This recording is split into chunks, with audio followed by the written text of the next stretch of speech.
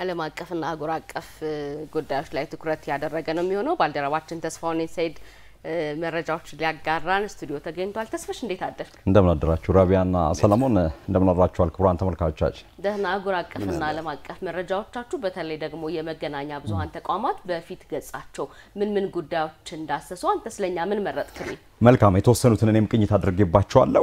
ያው ዓለም አቀፍ ሚዲያዎች በፊት ገጾቻቸው ብዙ ዘገባዎችን ይዘው ይወጣሉ፣ ያስነብባሉ፣ ይዘግባሉና የተወሰኑትን ምላሽ ማለት ምልከታ አድርጌ ቅኝት ያደረኩባቸውን ይዤ መጥቻለሁ። ደቡብ ሱዳን ነው የምናመራው። እንግዲህ ልክ የዛሬ ሳምንትም ያነሳሳን ነበር እዚህ ሆነን በደቡብ ሱዳን በዶክተር ሪክ ማቻር በምክትሉ ፕሬዝዳንትና በሳልቫኪር ማያርዴት በፕሬዝዳንቱ መካከል ባለው ሰጣ ገባ ምናልባትም ደቡብ ሱዳን ለ5 ዓመታት ወደ ዘለቀው ወደ ቀድሞዋ ወደ ነበረበት ከስምምነቱ በፊት ወደ ነበረው ሁኔታ ያመራል የሚል በርካታ ዓለም አቀፍ ትንታኔዎች ሲሰጡም ነበር። የአፍሪካ ህብረት፣ ኢጋድ፣ የዩናይትድ ስቴትስ መንግስት በርካቶችም ነገሩን አረጋጉትና ተወያዩ ሲሉ ነበር። በትናንትናው ዕለት ታዲያ የአፍሪካ ህብረት ያሸማጋዮች ቡድን ጁባ ገብቷል ወይም ጁባ ተገኝቷል። የሁለቱን ኃይላት ወይም ደግሞ የሁለቱን ሰዎች አለመግባባት ለመፍታትና በቁም እስር ላይ አንደር ሃውስ አሬስት ያሉትን ዶክተር ሪክ ማቻርን እንዲለቀቁ ሱዳን ወደ ሰላም ስምምነት እንድትመጣ የአፍሪካ ህብረት ያሸማጋዮች ቡድን በትናንትናው ዕለት በሀገሪቱ ገብቷል። እንግዲህ የምክትል ፕሬዝዳንቱን በቤት ውስጥ መታገት ተከትሎ የነገሰ የመጣው ውጥረት ወደ ግጭት እንዳያመራው በርካቶችም እየሰጉ ይገኛሉ። እንግዲህ በደቡብ ሱዳን እንግዲህ በሰሜን ሱዳንም ወይም በሱዳን ያለው ወቅታዊ ሁኔታም የሚታወቅ ነው። በአጠቃላይ የደቡብ ሱዳን አለመረጋጋት ለደቡብ ሱዳናውያን ብቻም ሳይሆን ለቀጣናው ለምስራቅ አፍሪካም ራሱ ችግር ሊሆን እንደሚችል በርካቶችም እየጠቀሱ ይገኛሉ። ልክ የአፍሪካ ህብረት የመሪዎች ማለት የሉካን ቡድን እንግዲህ ጁባ ከመገኘቱ በፊት ደግሞ የዩጋንዳው ፕሬዝዳንት ዩዌሪ ሙሴቬኒ በፕሬዝዳንቱ በሳልቫኪር ማያርዴት ግብዣ መሰረት ተደርጎልኝ ባሉት እሳቸው አገላለጽ ጁባን መጎብኘታቸው ተጠቅሷል። እንግዲህ እንደምታስታውሱት የሳልቫኪርን መንግስት ወታደሮቿን በመላክ ጁባን እየጠበቀችና እየተከላከለች ያለችው ዩጋንዳ መሆኗ በተደጋጋሚ ተጠቀሰ ነበር። የፕሬዝዳንቱም ኮማንደር ኢን ቺፍ ኦፍ ዘ አርሚም ከዚህ በፊት ተናግረው ነበር። ታዲያ ምንም ጦር የለንም ወታደር የለንም በጁባ ስትል ዩጋንዳ ከዚህ ቀደም ማስተባበሏ የሚታወቅ ነው። ታዲያ እንግዲህ ከ60 በላይ ጎሳዎች ያሉባት ሀገር ነች በነገራችን ላይ ደቡብ ሱዳን። እናም እንግዲህ በዚህ ጎሳዎች በተለይ በዲንቃና በኑዌር ጎሳዎች መካከል ያለው ትልልቅ ጎሳዎች ናቸው እነዚህ። ያው ምክትሉ ሳልቫኪር ማያርዴት ከዲንቃ ናቸው ፕሬዝዳንቱ ማለቴ ምክትሉ ደግሞ ሪክ ማቻር ከኑዌር መሆናቸው ይታወቃል። የደቡብ ሱዳንን ችግር ለመፍታት እንግዲህ በርካቶችም ጥረት እያደረጉ ይገኛሉ። የኬንያም የኢትዮጵያም የኢጋድም የሉካን ቡድን አባላትን ወይም ደግሞ አሸማጋዮችን ልዩ መልእክተኞቻቸውን ሲያስተባብሩ እንደነበር የምናስታውሰው ነው። የደቡብ ሱዳን ጉዳይ ታዲያ ወዴት ያመራ ይሆን የሚለው ጊዜ የሚፈታው ነው የሚሆነው። እናየዋለን። ሌላው ከዚህ ወጣ ስንል ከምስራቅ አፍሪካ ኒድና መካከለኛው ምስራቅ እንድረስ ቀይ ባህርን እናቋርጣል ይሻላል። እንግዲህ እንደሚታወቀው በግብጽና በእስራኤል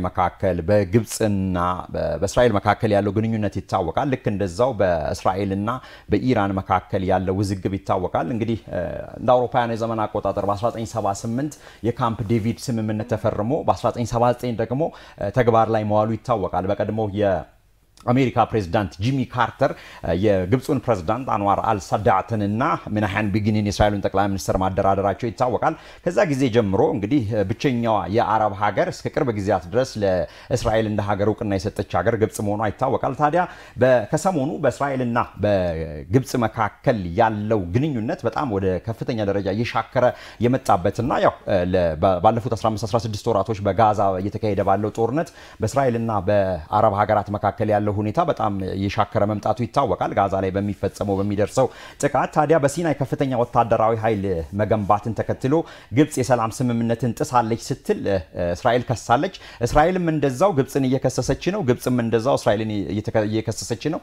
እየተካሰሱ ነው። ምንድነው በሲናይ በረሃ አካባቢ ከፍተኛ የግብጽ ወታደራዊ እንቅስቃሴዎች እንዳሉ ነው እንግዲህ ዘ ታይምስ ኦፍ እስራኤልን ጨምሮ ሌሎችም ዓለም አቀፍ ሚዲያዎች ሮይተርስም በፊት ገጻቸው ያስነበቡት። ታዲያ ግብጽ በሲናይ ልሳነ ምድር ከተፈቀደው በላይ ወታደራዊ ኃይል ያው ምን ያህል ወታደሮች ማሰማራት እንዳለ ስምምነቱ ያኔ ይጠቅስ ነበር። ገደብ ነበረው። የ1979 ከእስራኤል ጋር የተደረሰው የሰላም ስምምነት እየጣሰች ነው ብላለች። ታዲያ ለቀጠናው ታሪካዊ ክንውን የተባለለት ስምምነት ሁለቱ ሀገራት መካከል ሰላምና መረጋጋትን ለማስፈን በወታደራዊ እንቅስቃሴ ላይ ጥብቅ ሪስትሪክሽኖች እንደነበሩበት እስከዛሬ ድረስ ማየት ይቻላል።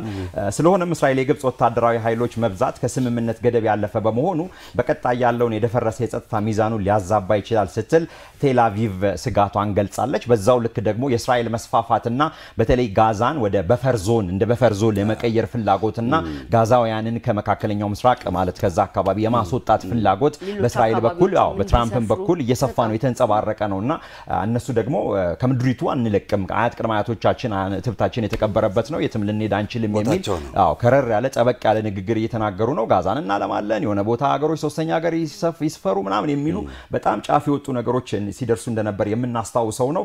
እንግዲህ በዛው መካከለኛው ምስራቅ ታዲያ እስራኤል ጥቃት አሁንም የቀጠለበት ሁኔታ ነው ያለው። ምንድነው ይሄ እንደ ሂውመን ሺልድ ወይም ደግሞ ምግብን መከልከል ውሃን መከልከል ይሄ ባለም አቀፍ ደረጃም ወንጀሎች ናቸውና ሰብአዊ መብቶችንም የሚጥሱ ናቸውና ሐማስ በእጁ ያሉ እስራኤላውያንና ሌሎች ሀገር አሜሪካን ዜጎችን ታጋቾችን እስካለቀቀ ድረስ ይሄ ብሎኬድ እንደሚቀጥል ነው። እንግዲህ ጋዛ ውስጥ ያሉ በርካታ ህዝቦች እየተራብን ነው እየተጣማን ነው በሚልም እንግዲህ በትናንትናው ዕለት ቢቢሲን ጨምሮ ሮይተርስን ሌሎች ዓለም አቀፍ ሚዲያዎች እንግዲህ የጋዛ ነዋሪዎችን ዋቢ እማኝ አድርገው የጠቀሱበት ሁኔታ አለ ማለት በጣም ይሄ አነጋጋሪ ሆኗል። እርዳታዎች ኮንቮይ WFP UNHCR ያሉ ይሄ ሸራዎች ኮንቮዮች እንዳይደርሱ እቀባና ክልከላ እየቀጠለ ነውና ያ ደግሞ ጋዛውያን የምግብ እጥረትና ፍልስጤማውያን የምግብ እጥረት ውስጥ ከፍተኛ ደረጃ እንዳሉ እየተጠቀሰ ነው የሚገኘው። እንግዲህ እስራኤል ወደ ጋዛ ማንኛውንም እርዳታ እንዳይገባ ካደገደች አንድ ወር አልፎታል። እንግዲህ በአንድ ወር ጊዜ ውስጥ ከባድ ጊዜ ነው። የተባበሩት መንግስታት ድርጅት የሚደገፉ ዳቦ ቤቶች በሙሉ መዘጋታቸው ሁሉ የተገለጸበት ሁኔታ አለ። እንግዲህ ረሃብ ቀን እንደማይሰጥ ረሃብ ጊዜ እንደማይሰጥ መረዳት ይቻላል። እንግዲህ በጋዛ የሚገኙ ገበያዎች ቢሆኑም አትክልቶች እንዳይገቡላቸው ሆስፒታሎችም ለታካሚዎቻቸው የህመም ማስታገሻዎችና ጸረ ተዋሲያን መድኃኒት አንቲባዮቲኮች እንዲከለከሉ የሆነበትና ሰዎች ችግር ውስጥ እንዳሉ እንግዲህ የተጠቀሰ ያለበት ሁኔታ ነው ያለው። ከዚሁ ጋር ታዲያ በተያያዘ እስራኤል ምናልባት ኢራን የኒኩሌር ዲል ይታወቃል። በ2015 ዶናልድ ትራምፕ ስምምነቱ በአውሮፓ ሀገራትና በኢራን ጭምር ዩናይትድ ስቴትስ ያለችበት ትራምፕ ወደ ስልጣን ከመጡ በኋላ ከዛ ስምምነት እንደወጡ የሚታወቅ ነውና ኢራን ዩሬኒየምን ኢንሪች የምታደርግበት ማብለያውን እንግዲህ የተወሰነ ገደብ ድረስ እቀባ ነበረ። ያ ከተፋረሰና ከተጣረሰ በኋላ ኢራንም እንግዲህ ነገሮችን ከፍ እያደረገች እንደመጣች ነው የሚጠቀሰው። ታዲያ ምናልባትም ስጋቶች አሉ። ከኢራን ጋር ያለ ስምምነት ባለፈው አንድ ደብዳቤ ተጽፎ ነበር ተብሏል። ለዛም የኢራን መንግስት ፕሬዝዳንቱ መስዑድ ፔዜሽኪያንም ሆኑ መንፈሳዊ መሪ አያቶላህ አሊ ኻሜኒ እንግዲህ ምላሽ መስጠታቸው ይታወቃል። ነገር ግን እስራኤል እና አሜሪካ ኦሎፋይሰደን የሆነ ጥቃት ኢራን ላይ ሊከፍቱ ይችሉ ይሆኑ የሚል ስጋቶች እያንዣበቡ ይገኛሉ። የፈረንሳይ ትልልቅ ባለስልጣናትን ጨምሮ ሌሎችም እስራኤልና ዩናይትድ ስቴትስ በጋራ ኢራንን የሚያጠቁ ከሆነ ምናልባትም ዓለም ወደ ሌላ አቅጣጫ ሊሄድ ይችላል ሊያመራ ይችላል ነው። እንግዲህ እንደምታወቁት ከኦክቶበር 7 ሐማስ የተቀናጀና የተደራጀ ድንገተኛ ጥቃት በእስራኤል ላይ ከፈጸመ በኋላ የመንን እያስተዳደሩ ያሉት የሁቲ አማጽያን በተለይ ሰሜኑን አካባቢ በኢራን የሚደገፉ ናቸው የሚባሉ ልክ እንደዛው ከሂዝቦላ ጋር ባለው ጦርነትም ታዲያ እነዚህ አይነት ነገሮች ችግሮች ውስጥ ሊያስከትሉ ይችላሉ የሚል ሁኔታ አለ። እንግዲህ በርካታ ሰዓት ስለሚገድበኝ ነው ብዙ ጉዳዮች አሉ።